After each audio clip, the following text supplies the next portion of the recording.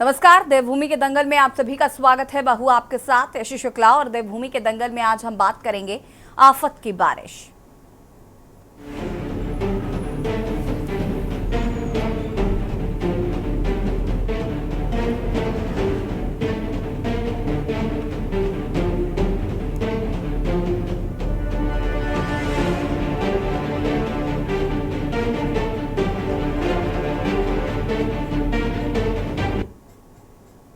देवभूमि उत्तराखंड में मानसून की बारिश अब आफत की बारिश बन गई है। पिछले 3-4 दिनों से लगातार हो रही बारिश से जनजीवन बुरी तरह से अस्त व्यस्त हो गया है।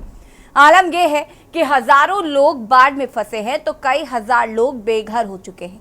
कई लोगों ने अपनों को खोया तो कई अपनों के इंतजार में बैठे हैं। इस बीच मुख्यमंत्री धामी ने आपदाग्रस्त क्षेत्रों का हवाई और स्तरीय निरीक्षण किया है। उन्होंने अधिकारियों को आपदा प्रभावितों तक हर संभव मदद पहुंचाने के निर्देश दिए हैं। इस बीच प्रदेश के अन्य क्षेत्रों में हुई बारिश ने सरकार की तैयारियों की पोल खोल दी है। देहरादून समेत अन्य क्षेत्रों में बारिश के बाद सड़कों पर बाढ़ से नजारा देखने को मिला, जिसकी वजह से लोगों को भारी मुश्किलों का सामना करना पड़ा।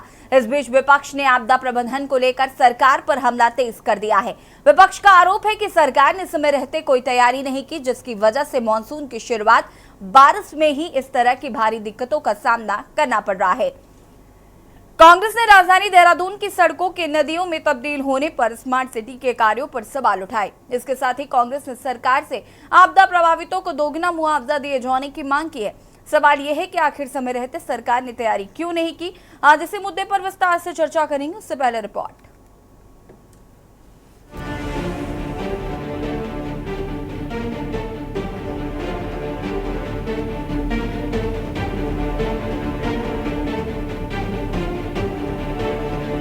मानसून की बारिश ने उत्तराखंड में भारी नुकसान पहुंचाया है।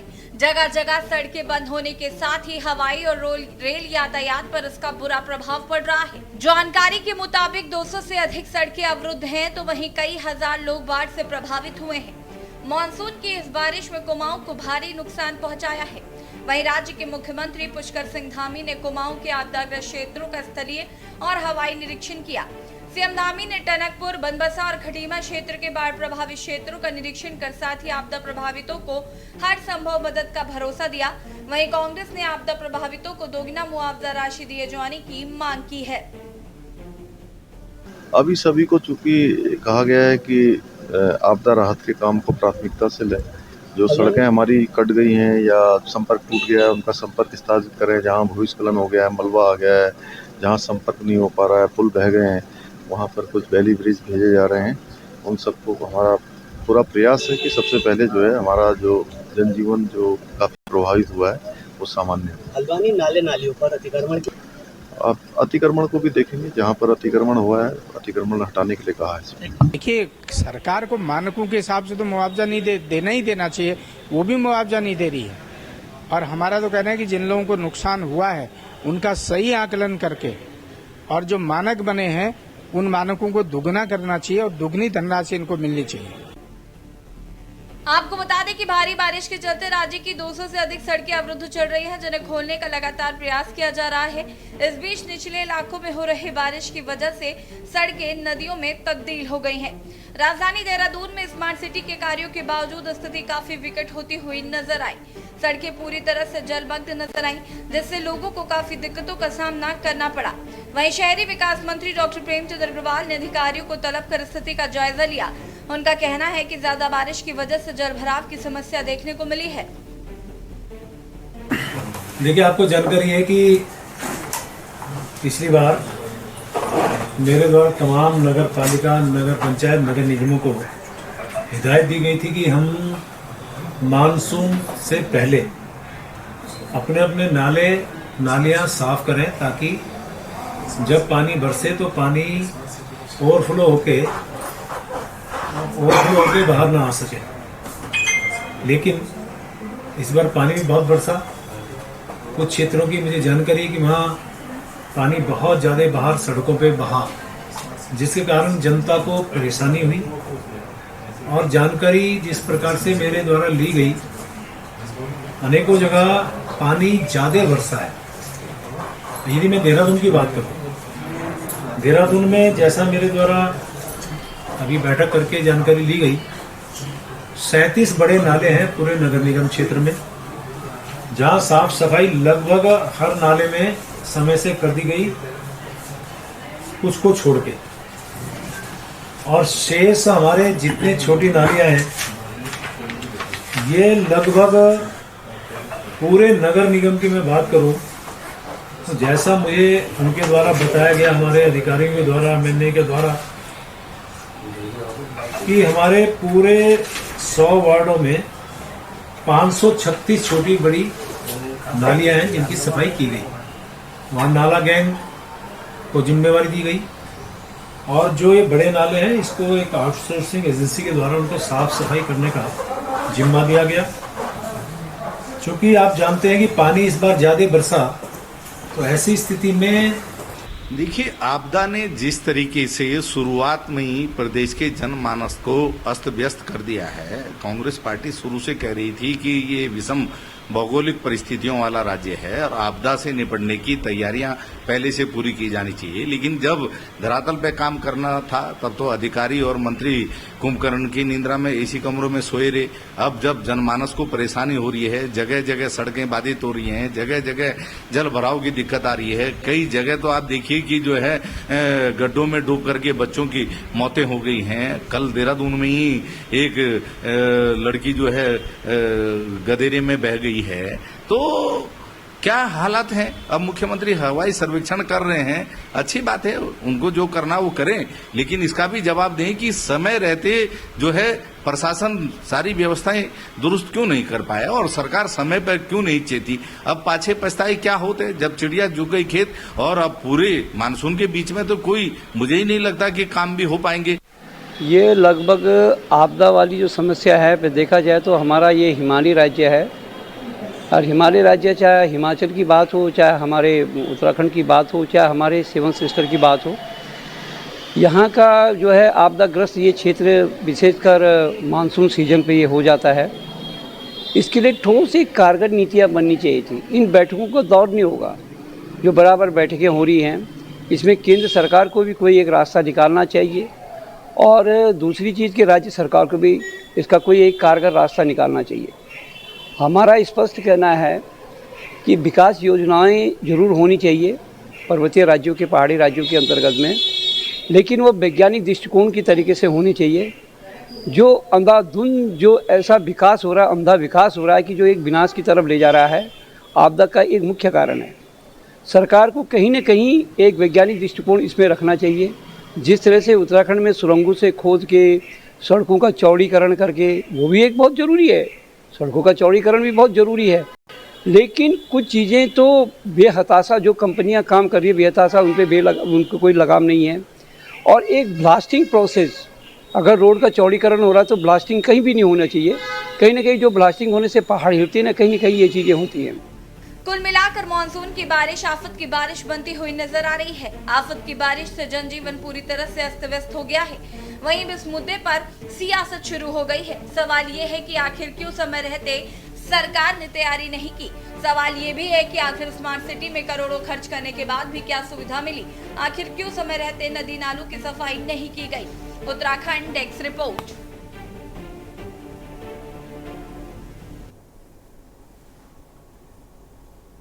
जहाँ तो देवभूमि में मॉनसून आते ही आफत शुरू हो गई है, लोगों का जनजीवन अस्त व्यस्त हो गया है।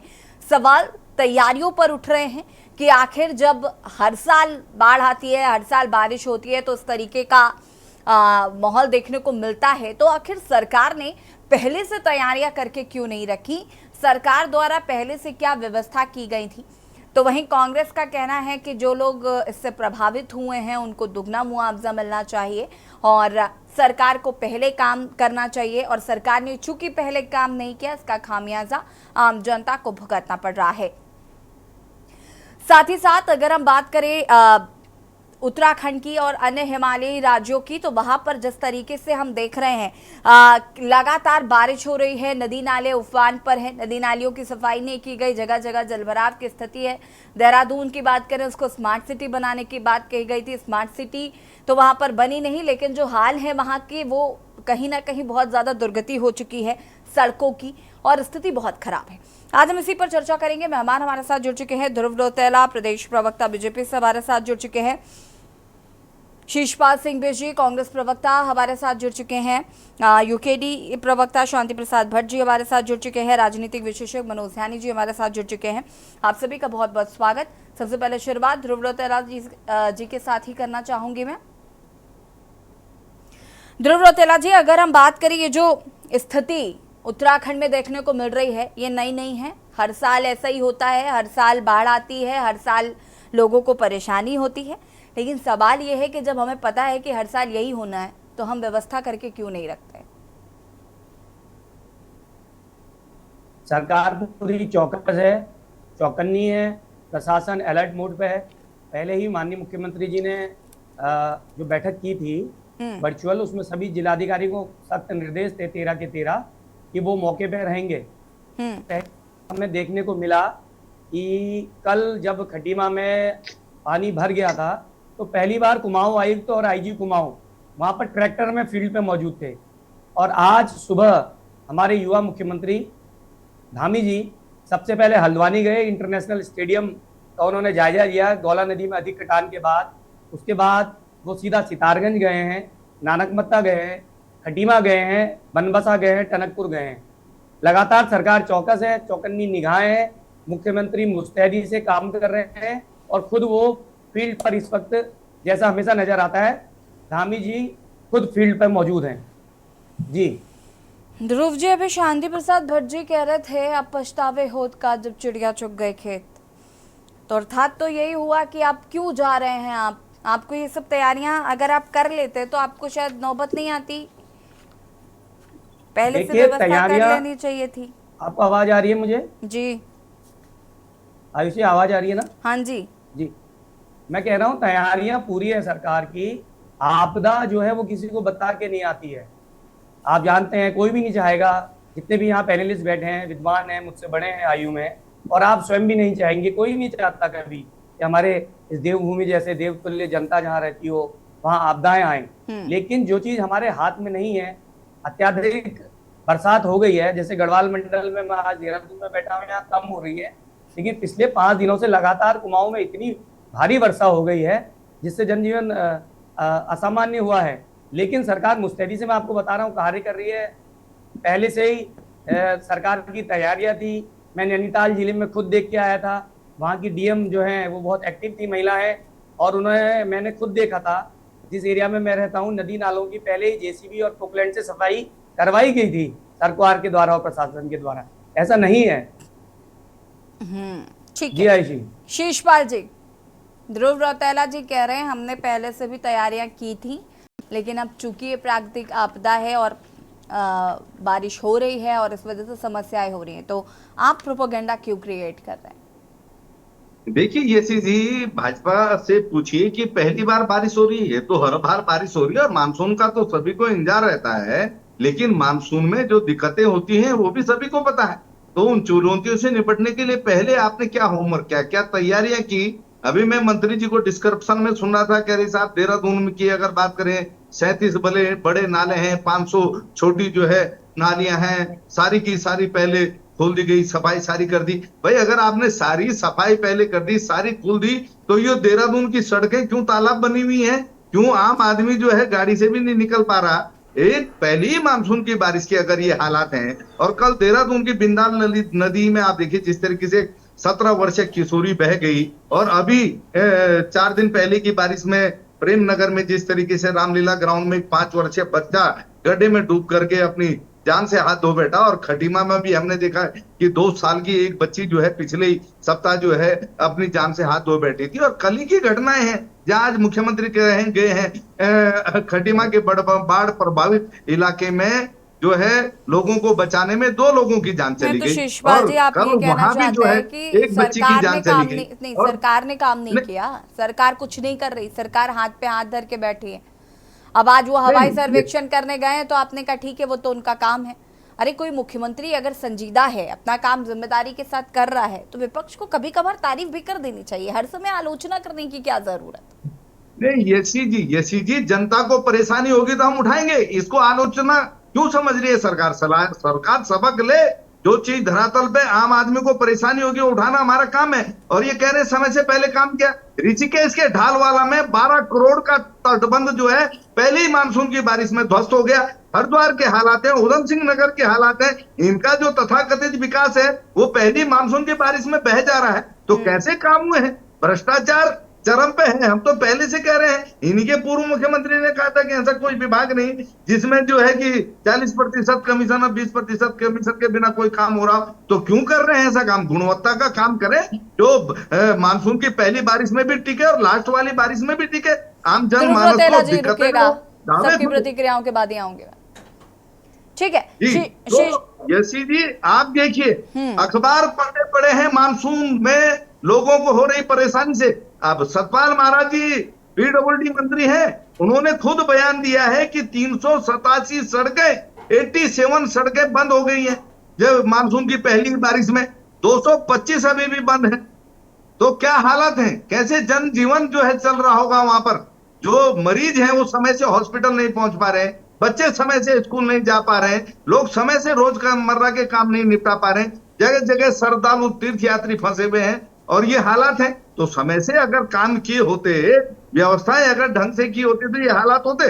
आप अंदाजा लगाइए। हमने पहले भी यसी जी आपके साथ कई डिबेटें की और मानसून से पहले मैंने सरकार से कहा था कि जहां मैदानी क्षेत्रों में बाढ़ का पानी, नदी का पानी ग्रामीण क्षेत्रों में आ जाता है वहां तटबंध बनाए जाए और ढंग से उसकी मॉनिटरिंग हो कि सही काम हो रहा है या नहीं हो रहा है। जहां जल भराव की दिक्कत होती है वहां प्रॉपर निकासी की व्यवस्था बने।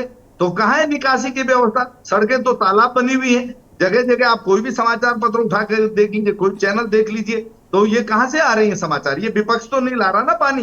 विपक्ष तो वही बात कह रहा है जो धरातल पे नजर आ रहा है। और फिर जब हम जनता की समस्या को उठाते हैं तो सरकार कहती कि साहब जो है सरकार की तारीफ नहीं करें, इनका तो काम ही आलोचना करने का है। भाई आलोचना करने का मौका क्यों दे रहे हैं? अगर आप शिद्दत से काम करते हैं, आपके आपदा प्रबंधन विभाग, सिंचाई विभाग ने तैयारियां की होती। ले लेते हैं शांति प्रसाद जी, क्या कहना चाहते हैं? मानसून की बारिश और जिस तरीके से आफत बनकर उत्तराखंड पर कहर बरपा रही है। देखिए यसी जी, ये तो मानसून की बारिश है। देवभूमि के दंगल पर इस पे चर्चा हो रही है। सरकार को मानसून की बारिश भी अब आफत नजर आ रही है। ये उसी तरीके से है कि जैसे जब यात्री चारधाम यात्रा के लिए आए तो सरकार ने कहा कि जरूरत से ज्यादा आगे ये भी आफत हो गई, रजिस्ट्रेशन बंद कर दिया, यात्रियों में अफरा तफरी मच गई, चक्का जाम ही जाम रहा और इस अफरा तफरी में यात्रा लोग बीच में छोड़ के चले गए। सरकार को यात्रा में भी आफत आ गई। जब मानसून में गर्मी थी भयंकर तो सरकार ने कहा कि इस गर्मी के कारण हम पानी प्रोवाइड नहीं कर पा रहे, इसलिए आम जनमानस को जो है पानी से हलक सूख रहे। मैं पूछना चाहता हूं, सरकार कहीं तो ये कहे कि मौसम की तैयारियां हमने करी हैं, ना तो गर्मी से परेशान होने की जरूरत है, ना मानसून से परेशान होने की जरूरत है। और पर्यटन क्षेत्र में यात्रा, चाहे वो पर्यटक के रूप में आए चाहे तीर्थाटन के रूप में आए, हम उसको सारी सुविधाएं मुहैया कराएंगे। अरे इन 24 वर्षों में सरकार कभी तो बोल दे। सरकार बड़ी बेशर्माई से सड़क पर आकर ये कहती है, हवाई बातें करती है और मंत्री जी, मुख्यमंत्री जी भी हवा में घूमकर पूरा हवाई सर्वेक्षण कर रहे हैं। जमीनी हकीकत ये है कि इनके जो सड़क के मंत्री हैं वो कह रहे हैं कि 350 से ज्यादा जगह पर जो है सड़कें बंद हो गई हैं और हमने केवल 87 खोली है, उसमें भी आधी फिर बंद हो गई। कहने का मतलब है आखिर देहरादून जहां की पूरी मशीनरी रहती है वहां सड़कें लबालब पानी से भरी हैं, बच्चियां डूब के मर रही हैं। ऐसे ही आप देखेंगे तो कुमाऊं में भी बड़ा अस्त व्यस्त माहौल बना है।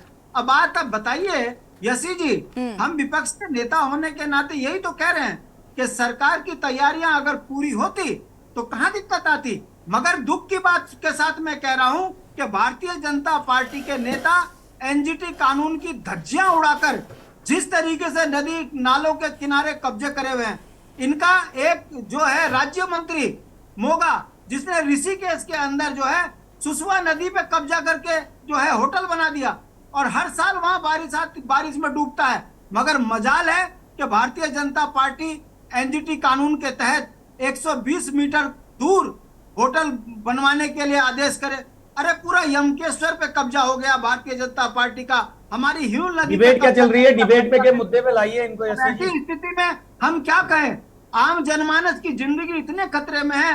जंगल भाजपा के नेता काट रहे, नदी के किनारे भाजपा के नेता रिसोर्ट शांति बना प्रसाद जी, रहे। थोड़ा पानी ऐसे में पानी पे मुख्यमंत्री रहते जी हैं हम कह लोग, रहे हैं कि चाक चौबंद व्यवस्था है। बाढ़ पे रहते हैं, ये बाढ़ कौन पे। की व्यवस्था है? सवाल हमारा ये कहना है कि भारतीय जनता पार्टी ठीक है, की ध्रुव आधी रौतेला अधूरी जी रुक तैयारी जाइए, के मैं कारण बोल रही हूँ ना, सबकी पूरा प्रतिक्रियाओं की बात आती उत्तराखंड हूँ मैं। आपस में फंसा है और सरकार नाम की चीज नहीं है। ठीक है, मनोज ध्यानी जी, ये समस्या हर साल की है, हर साल ये हम देखते हैं कि किस तरीके से बाढ़ आती है, लोगों को परेशानी होती है, सड़कें बंद हो जाती हैं, आवागमन बाधित हो जाता है और कई लोग इसकी चपेट में आते हैं। अब कहीं ना कहीं सरकार कोशिश कर रही है कि वो अपनी जिम्मेदारियों का वहन करे, लेकिन विपक्ष जिस तरीके से कह रहा है कि आपको पहले से तैयारियां करके रखनी चाहिए क्योंकि आपको पता है कि स्थिति ऐसी होती है, क्या कहना चाहते हैं इस पर? यशी जी, एक तथ्य जिसे हम सबको समझना चाहिए वह यह है कि पूरा विंटर जो सीजन था हमारा, सर्दियां जो थी, उसमें सिर्फ 5% जो रेनफॉल हुआ था, 95% सूखा रहा था।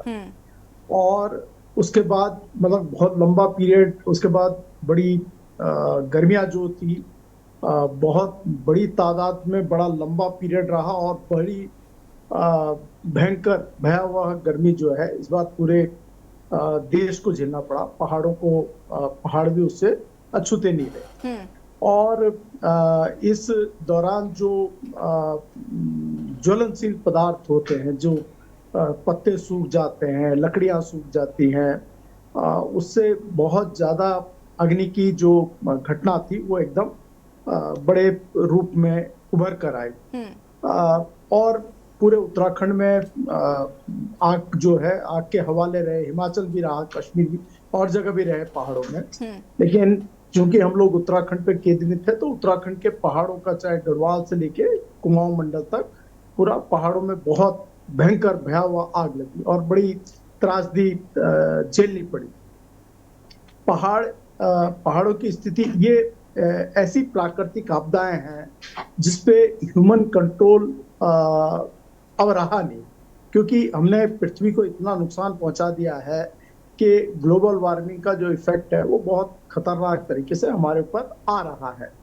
अब ये जो इतना लंबा स्पेल रहा है कि 95% रेनफॉल जो विंटर का नहीं हुआ, जो गर्मियों में बहुत ज्यादा गर्मी पड़ी, उसके कारण वाष्पीकरण जो चढ़ा हुआ है, तो अब ये जो वाला मानसून सीजन है, इसमें भयावह तरीके से अतिवृष्टि की जो घटनाएं, बादल फटने की घटनाएं, फ्लैश फ्लड्स हैं, ये घटनाएं बहुत बड़े रूप में अभी तो शुरुआत हुई है, अभी हमारे को देखने को मिलेगा।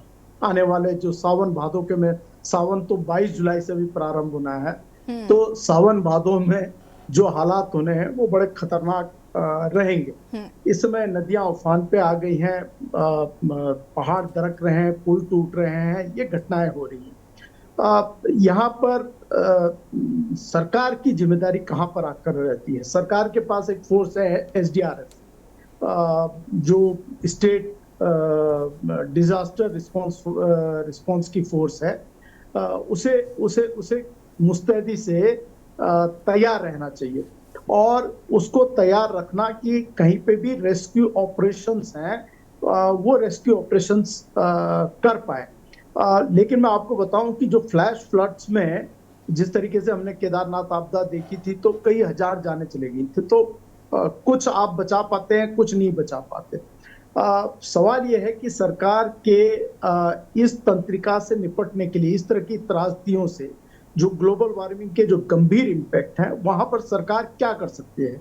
सरकार इतना कर सकती है कि जो स्ट्रक्चर निर्माण करती है, जो इंफ्रास्ट्रक्चर निर्माण करती है, पुल बनाती है, जो बिल्डिंग्स बनाती है, जो जहां पर किसी लोगों को सहारा दिया जा सकता है at the time of crisis, hospitals हैं, उनकी बिल्डिंगों को बिना कमीशन खोरी के आप अच्छे ढंग से बनाएं, उन सड़कों का बेहतर निर्माण हो कि वो कम से कम लंबे समय तक भले ही न चले, लेकिन कम से कम 1-2 सीजन तो ठीक ठाक चले, अगर वहां पे कहीं वो रहे। तो दरअसल क्या है कि सरकार का जो भ्रष्टाचार का स्तर है, और ये पूरे अकेले उत्तराखंड नहीं, इससे देश भी इससे बड़ा प्रभावित हो रहा है। बिहार में 11 दिनों में 11 पुल टूट गए। तो ये स्थितियां बड़ी भयावह होती जा रही है कि हमारा जो कंडक्ट है कि हम पूरा रिसोर्स को सही ढंग से इस्तेमाल करके अगर लगाए तो हमारे स्ट्रक्चर अच्छे होंगे, हमारे पुल अच्छे होंगे, हमारी बिल्डिंग्स अच्छी होंगी, और ऐसे समय में जब क्राइसिस आती है उस समय हम लोग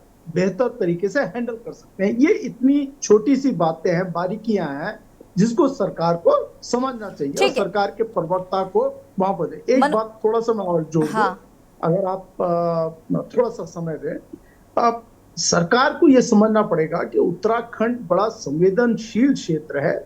उत्तराखंड में इस तरीके की चीजें बारिश हर समय ज्यादा होती है, पहले से ही ज्यादा होती रही है। तो आपको यहाँ पर अधिक से अधिक पेड़ों का, वृक्षों का रोपण करना है, लेकिन सरकार की नीति इसके उलट जा रही है। सरकार वृक्षों के छपान की ओर बहुत ज्यादा ध्यान दे रही है, और ये कारण है कि आप देखिए अकेले देहरादून में अभी मुख्यमंत्री जी वन जो पर्यटन उड्डयन मंत्रालय है वहां से मिले और वानिकी मंत्रालय से मिलके आए और कहा कि वन भूमि जो है आप हस्तांतरित कर दीजिए कि इंटरनेशनल एयरपोर्ट उत्तराखंड में बनाना है। खलंगा के लिए कितना बड़ा आंदोलन चला वो आपने देखा, सबने देखा है। खैर सरकार को पीछे खींचने पड़े। राजपुर रोड से लेके देहरादून से विकास नगर तक और दिल्ली चौड़ीकरण पे रास्ते के नाम पे जो छपान की नीतियां होने जा रही हैं और जो हो चुकी हैं, उससे बहुत बड़ा नुकसान उत्तराखंड को हो रहा है। उत्तराखंड को पर्यावरणीय दृष्टि से बहुत अपने को बचाकर चलना पड़ेगा, अन्यथा आने वाले समय में इसके गंभीर परिणाम राज्य को भुगतने पड़ेंगे। और हमारे इतने रिसोर्सेज नहीं है वापस आएंगे कि हम मनोज जी, वापस आते हैं। ध्रुव रौतेला जी अपनी बात को पूरा करें। मैं ये कह रहा था कि शांति भट्ट जी अभी सरकार को दोष दे रहे थे कि 24 वर्षों में कुछ नहीं हुआ। हमेशा सरकार को गाली देने से अच्छा, शांति भट्ट हमारे पुराने मित्र हैं, भाई हैं, इनसे पूछिए तो जरा। यसी कि 2 बार तो ये खुद सत्ता में रहे, एक बार भाजपा के साथ, एक बार कांग्रेस के साथ, 2 बार यूकेडी भी रही है सत्ता में सुख भोगने में। तो 24 वर्षों का सारी गाली केवल भाजपा को न दें। अब आते हैं मुद्दे पे। मैं ध्यानी जी बहुत वरिष्ठ आदमी है, तो उनकी बात अभी सुन रहा था। उनके अच्छे सुझाव हैं, बेहतरीन सुझाव हैं, एक चिंतक के नाते, एक विश्लेषक के नाते। और सरकार गंभीरता पूर्वक इन सभी मुद्दों पे काम कर रही है, और मैं आपको धन्यवाद देता हूँ एक एंकर के रूप में, एक युवा पत्रकार के रूप में।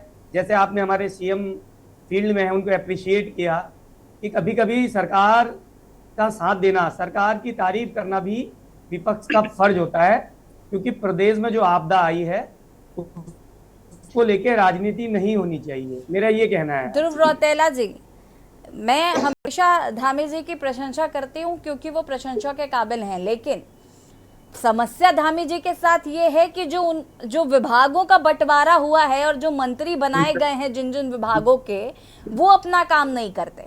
समस्या यहाँ आती है। और एक अकेले मुख्यमंत्री जी हर जगह दौड़ दौड़ कर, भाग भाग कर कितना ही काम कर लेंगे। समस्या आपने, जो आपके मंत्रालय के लोग हैं, अगर वो काम नहीं करेंगे तो हम कितना धामी जी से एक्सपेक्ट कर लेंगे, और धामी जी कितना काम कर लेंगे उत्तराखंड के लिए। जो 2025 की एक परिकल्पना की बात कही जाती है कि 2025 में उत्तराखंड अग्रणी राज्य में खड़ा होगा, तो कैसे होगा? स्मार्ट सिटी की धज्जियां उड़ी हुई हैं। देहरादून को आप जानते ही होंगे, देहरादून की क्या स्थिति है। देहरादून में बताइए, जब देहरादून का ये हाल है, जहां सारे मंत्री रहते हैं, जहां सारे आपके ऑफिसर्स रहते हैं, उसके बावजूद वहां की स्थिति इतनी खराब है। देखिए, जो आप कह रही हैं ना, आपको मैं धन्यवाद देता हूं, क्योंकि मैं तो 24 वर्षों के लंबा साथ है उनका साथ, और वो एक मल्टी टैलेंटेड व्यक्ति हैं, वर्सटाइल है। और अगर टीम का कप्तान, कैबिनेट का हेड होने के नाते चीफ मिनिस्टर हर जगह नजर आते हैं, तो इसमें भी उनकी प्रशंसा की जानी चाहिए। ये अच्छी बात है कि वो खुद ही लीड लेके हर जगह पहुंच रहे हैं, जनता की समस्याओं को सुन रहे हैं। आप देखिए ना, सुबह वो पौड़ी में थे, पौड़ी में बैठक कर रहे थे, दिन भर अभी कुमाऊं में है, और शाम को अभी आपके ध्रुव जी, जॉलीग्रांट दो एयरपोर्ट शब्द पहुंचेंगे, अपने जो आज एक मंत्रियों दुखद के लिए भी घटना- कह दीजिए। जैसी जी, पहले तो मुख्यमंत्री आपके चैनल के माध्यम से मैं आज हमारे उत्तराखंड के 5 युवा भाई हमने खोए हैं, उन शहीदों को नमन करता हूं, प्रणाम करता हूं आपके चैनल के माध्यम से।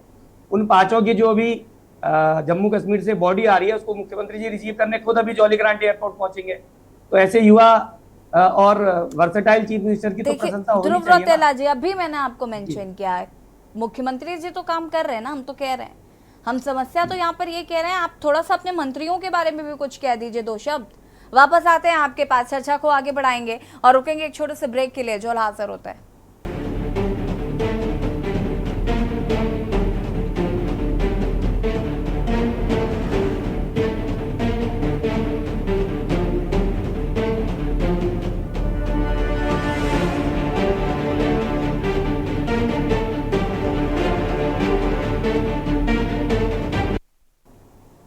ब्रेक के बाद एक बार फिर से आप सभी का स्वागत है देवभूमि के दंगल में। आज हम बात कर रहे हैं आफत की बारिश, जहां एक और मानसून बारिश शुरू हो चुकी है, तो भी उत्तराखंड में सड़कों का हाल बेहाल है, क्योंकि जिस तरीके से जगह जगह जल भराव हो रहा है, बाढ़ जैसी स्थिति कई जगहों पर उत्पन्न हो चुकी है।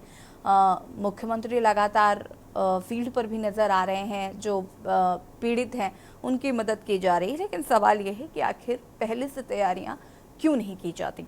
आज हम इसी मुद्दे पर चर्चा कर रहे हैं। शेषपाल जी, अपनी बात को पूरा करेगा प्लीज।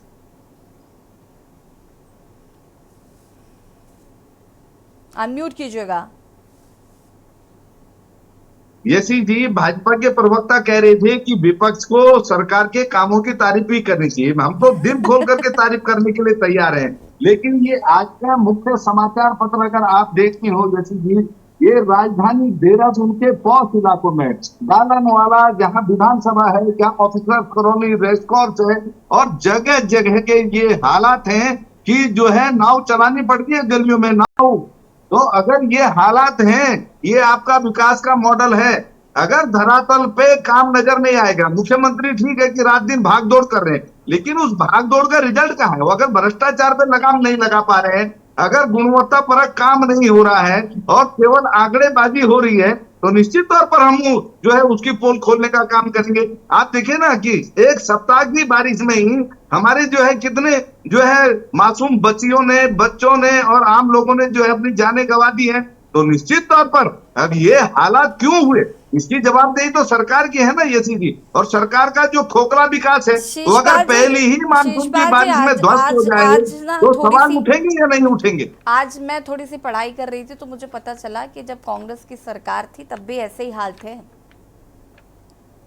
देखिए यसी जी, आप कांग्रेस की सरकार पर भी निश्चित तौर पर जब ये हालात रहेंगे, आपने बख्शा नहीं होगा, निश्चित तौर पर उसे हमने जवाब दिया होगा। और आप आज भी मेरे साथ अपनी टीम को भेज दीजिए, मैं कांग्रेस के बनाए हुए तटबंध आपको दिखा सकता हूँ, जिन्होंने आज भी आम जनमानस की रक्षा की है। और मैं सिर्फ ये कहना चाहती हूँ, उसका मतलब ये है कि सोल्यूशन आपके पास भी नहीं था।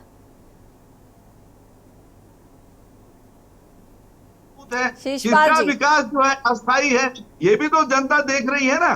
और स्मार्ट सिटी जिसपे 1650 करोड़ रुपया जनता की गाड़ी कमाई का लुटाया जा चुका, वो धरातल पे नजर क्यों नहीं आ रहा है? ये सिटी आप बताइए।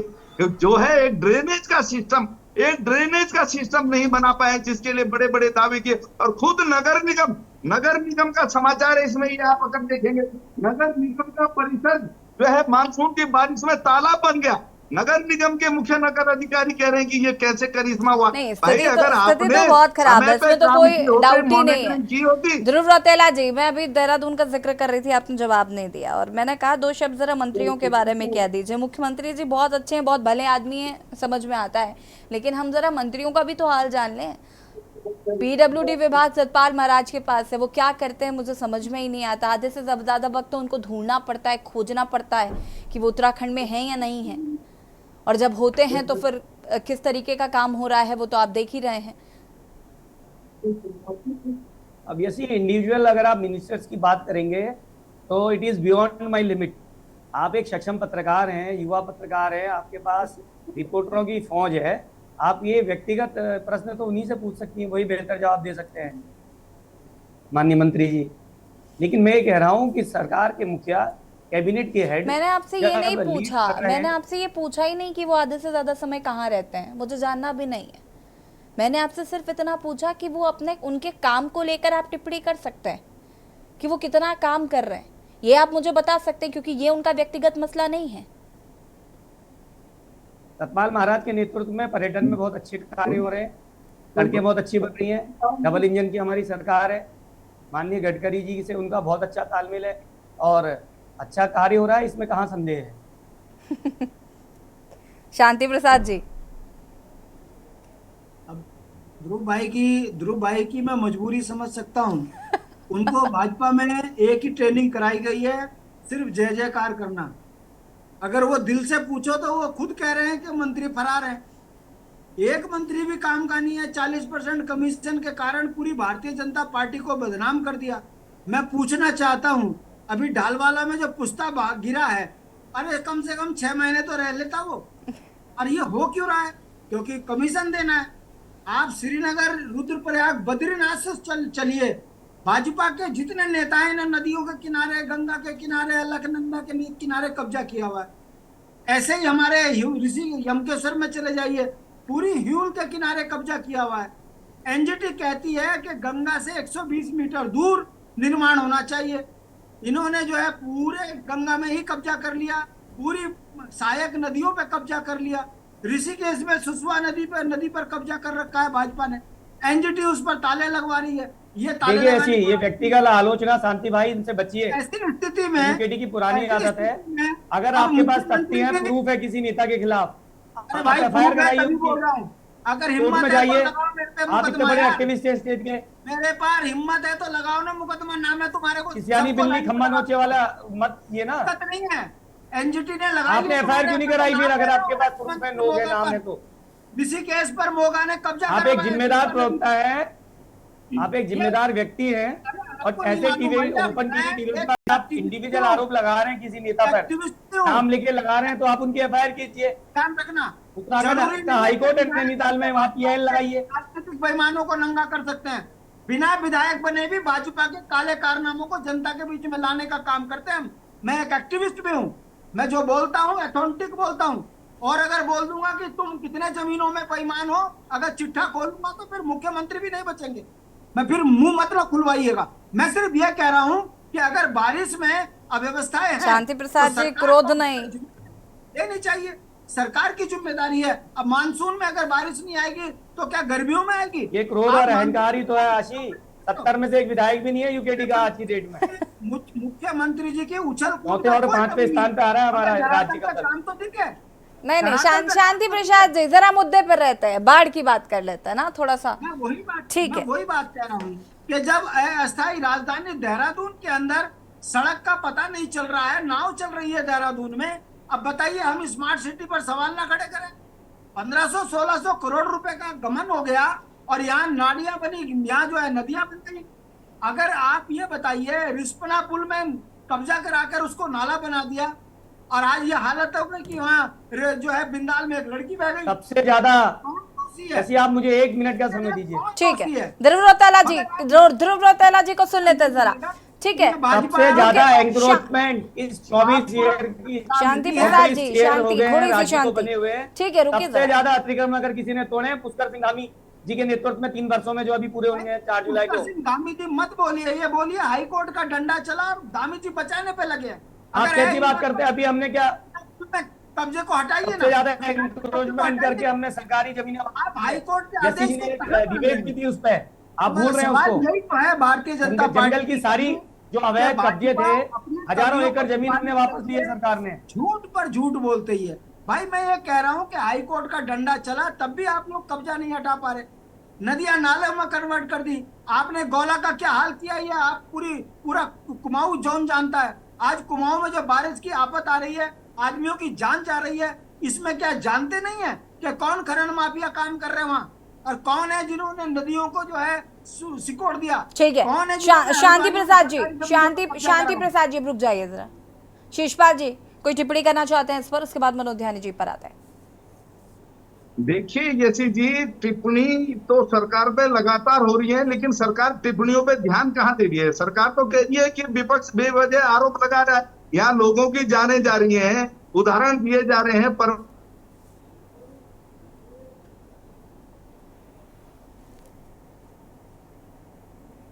शेषपाल जी सुन पा रहे हैं? ठीक है, शेषपाल जी फिलहाल हमारे साथ हैं अभी। राजनीतिक विशेषज्ञ मनोज ध्यानी जी का रुख कर लेते हैं। मनोज जी, देखिए ये जो समस्या हर साल की है, इसका सोल्यूशन क्या हो सकता है, ये जानना समझना मुझे लगता है बेहद जरूरी है। क्योंकि सोल्यूशन होता तो ये जो 24 सालों से रोजमर्रा के काम नहीं जनता निपटा पा रहे बर्दाश्त हैं। कर रही है, ये नहीं देखना पड़ता। ठीक है शेषपाल जी वापस आएंगे, रुक जाइएगा। मनोज ध्यानी जी। देखिए यशी जी, सबसे पहला जो भी काम होता है ये जब इस तरीके के, क्योंकि मानसून ने आना ही आना है, सरकार का काम और सरकार की जो डिजास्टर मैनेजमेंट सिस्टम है उसको ये विजुलाइज करना पड़ता है कि क्या स्थितियां पैदा होंगी, और उसके लिए पिछले जो स्थितियां जो रही हैं उनका आकलन करना आवश्यक है। जैसे कि मैं आपको बताऊं कि 2023 में केंद्र सरकार ने 22 राज्यों को 7,000 करोड़ से ऊपर का पैकेज डिजास्टर मैनेजमेंट के लिए दिया था, और ये कहा था कि भाई ये आप यूटिलाइजेशन सर्टिफिकेट भी मत करिए और मानसून के इसको यूटिलाइज करिए ताकि ये डिजास्टर मैनेज हो। और सरकार ने केंद्र सरकार ने ये जारी किया था, उत्तराखंड के इससे 413 करोड़ रुपए आया था। ये बहुत 413 करोड़ जो, क्योंकि हम लोग जिस तरीके की योजना बनाते हैं, और मैंने शुरू में कहा कि जो दरअसल एक भ्रष्टाचार बहुत बड़ा दीमक है जो हमारे जो कमीशन खोरी है वो स्ट्रक्चर्स को खराब करता है, और फिर बार बार वही पुल टूटते हैं, सड़कें टूटती हैं, उनको बनाना पड़ता है। कई जगह हम लोग मनुष्य बिल्कुल एकदम ऐसी स्थिति में कुछ नहीं कर सकता, लेकिन कई जगह जो है हमारी जो नाकामयाबियां हैं, हमारा जो मॉरल कैरेक्टर है वो इतना डाउन हो चुका है, उसके कारण जो दिक्कतें आ रही हैं और जो सिस्टम बन रहा है उसके कारण नुकसान हो रहा है। मैं आपको हिमाचल राज्य में अभी पिछले साल इतनी भयावह बारिश आई कुल्लू शिमला वगैरह में कि बिल्डिंग के बिल्डिंग तरक थे, और अगर 2017 से 2022 तक का आपका वहां आंकड़ा देखो तो लगभग 6,083 करोड़, मतलब यानी प्रत्येक सीजन में 1,000 करोड़ रुपया वहां नुकसान हुआ है। तो उत्तराखंड भी उसी स्थिति में है, हमारा भी जो नुकसान होता है पर सीजन वो बहुत ज्यादा होता है, और उसको मिटिगेट करना बनाने के लिए आवश्यक है कि हम अपना जो फाइनेंशियल सिस्टम है बड़ा प्रूडेंटली, बहुत बुद्धिमत्ता से, बहुत ऑप्टिमम रिसोर्सेज का ऑप्टिमम यूटिलाइजेशन करें, तभी ये राज्य एक बेहतर विकल्प प्रस्तुत कर सकता है। अब मैं आपको बताऊं कि जैसे रेन्स आने वाली हैं और इम्पैक्ट करेंगे बहुत ज्यादा। अब इन रेन्स के साथ साथ देखिए बहुत सारी चीजें आती हैं। अब चिकनगुनिया की बीमारी आएगी, मलेरिया आएगा, डेंगू आएगा, पेट की बीमारी आएंगी, आंखों की बीमारी आती है, कोलरा फैलता है।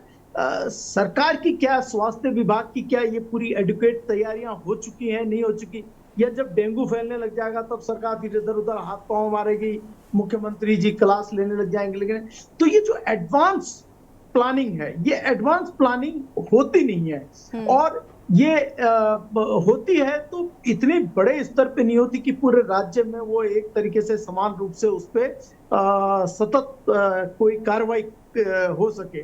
तो सरकार को तैयार रहना चाहिए, सरकार को पहले से तैयारी करनी चाहिए, और जब मुसीबत आए तो नेचुरल है उसे बहुत ज्यादा एक्टिव हो जाना चाहिए।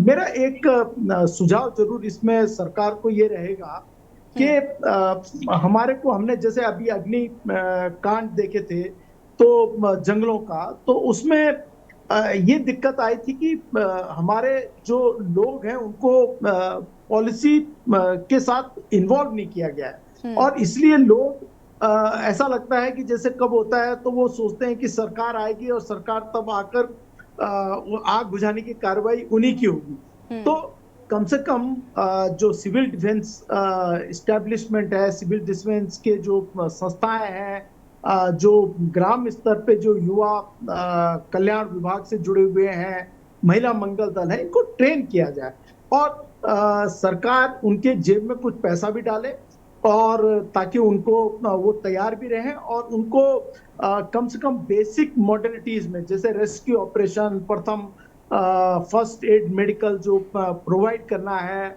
अगर कोई डिजास्टर आता है तो उनको कहाँ पर ले जाकर लोगों को रखना चाहिए, जो सेफ जगह है वो, इस तरीके की एक ट्रेनिंग और इन्वॉल्वमेंट जिसमें फॉरेस्ट डिपार्टमेंट भी हो, डिजास्टर मैनेजमेंट का विंग भी हो, एसडीआरएफ भी हो, पुलिस विभाग का साथ साथ स्वास्थ्य विभाग की सेवाएं जो है ये सारे मिलकर करें तो किया जा सकता है, क्योंकि ये राज्य सबका है। अकेले एक मुख्यमंत्री, एक मंत्री और अधिकारी नहीं कर सकते। इससे जब डिजास्टर होता है तो इससे मनोज झानी जी, मुझे लगता है ये सारा मंशा और नियत पर भी काम कर रहा है। नीति और नियत बहुत जरूरी है ना, और मुझे लगता है कि अगर नीतियां भी हैं लेकिन नियत नहीं है तो कैसे काम चलेगा। हाँ, शीशपाल जी अपनी बात को पूरा करिएगा, उसके बाद ध्रुव रौतेला जी आपके पास आऊंगे मैं। हाँ यशी जी, मैं उस समय आपको एक तस्वीर दिखा रहा था, ये है देवाल की तस्वीर की सड़क बंद होने के कारण ये बीमार महिला को किस तरीके से कंधे पे उठा करके लोग कई किलोमीटर पैदल लाने के लिए मजबूर हैं। और मैं दूसरा कह रहा था कि मंत्री जी बड़े बड़े दावे डिस्क्रिप्शन में कर रहे थे कि हमने मानसून से पहले ये तैयारियां की हैं, वो तैयारियां की हैं, तो जो ये विकास मानसून की पहली बारिश में ही ध्वस्त हो रहा है, जो ये भ्रष्टाचार स्पष्ट रूप से नजर आ रहा है, इसकी जिम्मेदारी भी सरकार के मंत्री लेंगे या नहीं लेंगे, इसके जिम्मेदारों पर भी जो है गाज गिरेगी या नहीं गिरेगी, ये भी देखने वाली बात है। और लगातार अगर विकास हो रहा है तो गुणवत्ता के साथ होना चाहिए और उसके रिजल्ट भी धरातल पे नजर आने चाहिए, ये सुनिश्चित किया जाना चाहिए। क्योंकि जनमानस को अगर परेशानी होगी, अगर जो है धरातल पर सारी व्यवस्थाएं सुधरती हुई नजर नहीं आएंगी, तो ये सीधी निश्चित तौर पर विपक्ष को भी जो है मुद्दे को उठाने का मौका लगेगा। और हमें कोई शौक नहीं है कि हम सरकार की लगातार आलोचना करें, हमें तो जब क्योंकि धरातल पर हालात समझते नहीं है। और ये पहली बार नहीं है कि मानसून की बारिश में, इससे पहले जब आपने देखा वनाग्नि का मामला आया था, सरकार के हाथ पांव फूल गए थे, दावे हो रहे थे, लेकिन धरातल पर स्थितियां संभल नहीं रही थी। माननीय सुप्रीम कोर्ट को जो है राज्य की मुख्य सचिव को तलब करना पड़ा था कि हालात क्यों है, जब केंद्र से इतना भारी भरकम बजट आ रहा था वो समय पे खर्च क्यों नहीं हुआ। यही हालात जो है आपदा के हैं, क्योंकि पहला राज्य है इस देश के अंदर जिस प्रदेश के अंदर जो है आपदा प्रबंधन विभाग है, ये आपदा प्रबंधन विभाग भ्रष्टाचार का विभाग बन गया है। ये जो है आपदा में भी अवसर तलाशने वाला विभाग बन गया है। अगर ये ईमानदारी से काम के समय पर अगर सरकार के मंत्री और अधिकारी जागे तो ये सीधी धरातल पर हालात सुधरे। मैं पूरे प्रदेश की बात तो दूर की है, क्योंकि 2 पुल बहे हैं, देखिए लगातार पुल पहली ही मानसून की बारिश में जगह जगह जो है मैंने सड़कों की हालत आपको गिनाई। और स्मार्ट सिटी में जिस तरीके से जो है हालात बद से बदतर हुए, अगर इतना पैसा लगा है तो उससे हालात सुधरने चाहिए थे ना, ड्रेनेज का सिस्टम नजर आना चाहिए था, उसके रिजल्ट होते। और अगर धरातल पे सारी स्थितियां ठीक होती तो ना आपको ये इस पे जो है डिबेट करनी पड़ती, ना हमें सरकार की आलोचना करनी पड़ती। तो कहीं ना कहीं दिक्कतें हैं, जिस प्रकार के दावे सरकार कर रही है वो धरातल पे नजर नहीं आ रहे हैं। इसीलिए तो ये बहुत गंभीर मामला है, भ्रष्टाचार के बड़े मामले हैं, कोई छोटे मोटे मामले नहीं है। और इस पर हम देखना चाहेंगे कि सरकार क्या कार्रवाई करती है और किसका जो है जिम्मेदारी इस पर तय होती है। तो निश्चित तौर पर अगर मुख्यमंत्री इस पर गंभीर होंगे तो निश्चित तौर पर जो है भ्रष्टाचार में मंत्री भी नपेंगे, अधिकारी भी नपेंगे। लेकिन मुझे उम्मीद रौतेला साहब जवाब दीजिए। मुझे उम्मीद नहीं है। देखिए, हमारी सरकार बहुत अच्छे से कार्य कर रही है। और आप जिसमें अभी कह रही थी नीति और नियत, हमारी सरकार की नियत बहुत साफ है, ट्रांसपेरेंट है। और जहां तक पॉलिसी नीति की आप बात कर रही हैं, जैसा केदारनाथ जी के द्वार पर माननीय मोदी जी ने कहा है कि अगला दस्तक उत्तराखंड का है, उत्तराखंड की युवाओं का है, यहाँ का उत्तराखंड के लोगों का है, उसी तर्ज पर धामी जी ने भी, आपको पता होगा, 3 वर्ष जब उनको परसों पूरे हुए थे, उन्हें विजन डॉक्यूमेंट दिया अगले 10 वर्षों का, कि अगले 10 वर्षों में ट्रांसपेरेंसी के साथ, ईमानदारी के साथ और एक स्पष्ट नीति के साथ। नहीं, ध्रुव रौतेला जी बताइए, अगर नियत इतनी साफ है तो स्मार्ट सिटी का काम अभी तक पूरा क्यों नहीं हो पाया? 10 वर्षों डॉक्यूमेंट विजन लाए हैं, स्मार्ट सिटी का काम अब तक पूरा क्यों नहीं हो पाया? नियत इतनी साफ है तो कौन बोल रहा है कि स्मार्ट सिटी का काम नहीं चल रहा? अरे सर, आपके मंत्री बोल रहे हैं, आपके मंत्री बोल रहे हैं और कौन बोल रहा है? लगातार काम चल रहा है, आप देखिए ना कितनी बढ़िया रिंग रोड हो गई है। ध्रुव रौतेला जी, देखिए इस वाली तरीके रोड से में मत भी बताइए कि 1.5 कौन बोल रहा है। पहले आपको भी आया पता है कि आपके मंत्री सवाल उठा चुके हैं इस पर, और आप कह रहे हैं कौन बोल रहा है? आपको नहीं पता कि स्मार्ट सिटी का काम पूरा हुआ है कि नहीं हुआ है? देखिए, आप मुझसे सवाल पूछ रही ना, I am not a minister here, मैं संगठन के नाते बैठा हूँ। आप यहाँ पर मिनिस्टर नहीं है, लेकिन आप प्रवक्ता है ना, और आपकी जिम्मेदारी बनती है कि आप जवाब दीजिए। रौतेला साहब, आप कुछ भी कह लेंगे, हम मान नहीं लेंगे। हम यहाँ पर बैठे, इसका मतलब ये बिल्कुल भी नहीं है कि आप कुछ भी कहेंगे और हम मान लेंगे। और हमें भी पता है कि स्मार्ट सिटी का काम नहीं हुआ। एक अकेले ध्रुव रौतेला जी कह रहे हैं स्मार्ट सिटी का काम हो गया, बाकी की जो देहरादून की जनता है वो रो रही है। हो गया, पूर्ण हुआ नहीं बोला है, काम लगातार चल रहा है। अभी बरसात के दिन है, 18 से लगातार चल ही रहा है। मेरे सामने 1-1.5 वर्षों में पूरा देखिए आप, शहजादा तक कितनी चौड़ी 6 लेन सड़क चल गई है, 4 लेन चली गई है। कहाँ नहीं हो रहा काम? स्मार्ट सिटी का हर जगह काम चल रहा है, लगातार चल रहा है। ठीक है शांति प्रसाद जी, फटाफट अपनी बात को पूरा करिएगा। बस यशी जी, यही दुर्भाग्य है कि गर्मी हो, यात्री हो या मानसून की बारिश हो, भारतीय जनता पार्टी के नेता सावन के अंधे की तरह खुलकर खुश हैं, कमा रहे हैं, दबा के पुल गिर रहे हैं, नाव सड़कों पे चल रही है, उसके बावजूद भी इनको पूरा उत्तराखंड चमन दिख रहा है। देखना जनता को है कि कैसे ठगों को कोई क्षेत्र नहीं छोड़ा लूटने का। अब जनता को तय करना है कि आखिर उन लुटेरों के हाथ राज्य को कितना लुटवाएंगे। चलिए, आप सभी का बहुत बहुत शुक्रिया चर्चा में शामिल होने के लिए। और देवभूमि के दंगल में बात कर रहे थे, बारिश का कहर जिस तरीके से जारी है, उत्तराखंड की सड़कों पर कहीं ना कहीं पानी जिस तरीके से नजर आ रहा है, या बाढ़ की स्थिति उत्पन्न हो रही है, उसमें तमाम सवाल विपक्ष द्वारा खड़े किए जा रहे हैं। हालांकि इन स्थिति से निपटने के लिए मुख्यमंत्री लगातार धरातल पर नजर आ रहे हैं, उस पर काम किया जा रहा है। और इसी बीच आपको